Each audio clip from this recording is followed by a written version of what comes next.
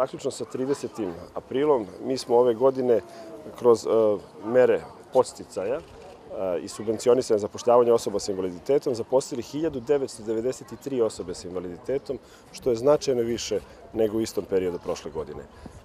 Ljudi shvataju i razumeju koje su prednosti, razumeju da je to ekonomski opravdano, da je to dobro, ali da je to ne samo ekonomski opravdano, već da je to prilika da pokažete se socijalno odgovorni, da pomognete čoveku kome je pomoć potrebna, ali ne tako što mu date nešto, već što mu dopustite i date mogućnost da on svojim radom i svojim znanjem brine o sebi, brine i o svojoj porodici. Kad pomognete osobi s invaliditetom, niste pomogli samo njemu.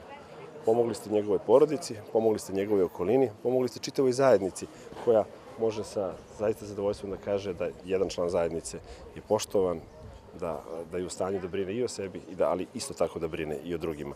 Naše subvencije su značajne i nastavit ćemo da se trudimo upravo u tom pravcu. Mi smo ove godine odvojili za subvencionisanje i zapošljavanje osoba sa invaliditetom 550 miliona dinara.